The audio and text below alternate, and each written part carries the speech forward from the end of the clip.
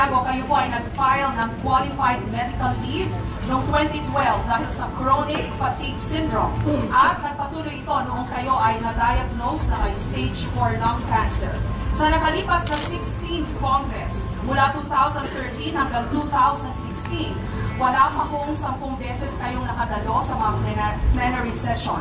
Kung sa Senado po ay naging mahirap na para sa inyo at makapasok sa trabaho, bakit pa po ninyo hinahangad ang mas mabigat pang trabaho ng pagiging Pangulo ng Bansa?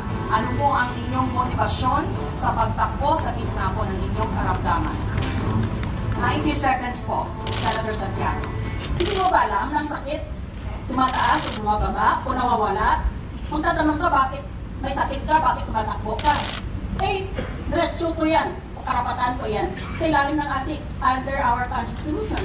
Wala namang constitutional provision that if you get sick of something, you are disqualified. Ano kayang iba niyo gusto malaman? Ang sabi ko ay ilang beses lang daw po kayo nakadalo sa plenary session. I was at the height of cancer stage 4. Stage 4 is the last stage. Nagantay ako mamatay. Kaya ako namatay ng guardian angel ko eh.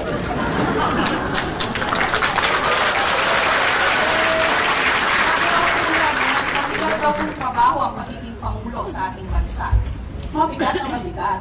Pero kung tuusin mo, ang senador halos kapantay lang o sobra pa ang trabaho kung ginagawa niya ang tama ng trabaho ng sa trabaho ng presidente. Kasi kung minsan nilalabanan niya ang lahat ng senador dapat sa kanya. Hindi kamukha ng presidente na lahat sa paligid niya nag-aalleluya sa kanya.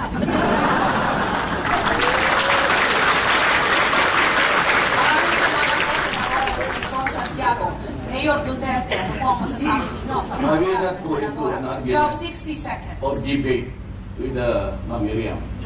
She's telling you the truth, and truth is very important. I do not see Senator Santiago passing away within the next 20 years.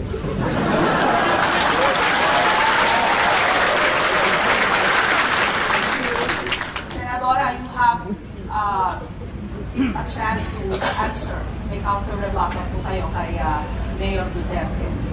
Thank you. 30 seconds po. My only purpose is to serve out the rest of my life. I'm already 70 years old, plus 6-year term as a president. I would have served my country until 76. I did not want to spend the next 6 years lying in bed, feeling sorry for myself. In fact, I did not lie in bed. I did not feel sorry for myself. I felt sorry for my country. Because graft and corruption is endemic, and everybody speaks out, but nobody has done very much, except Mayor Rudy Duterte.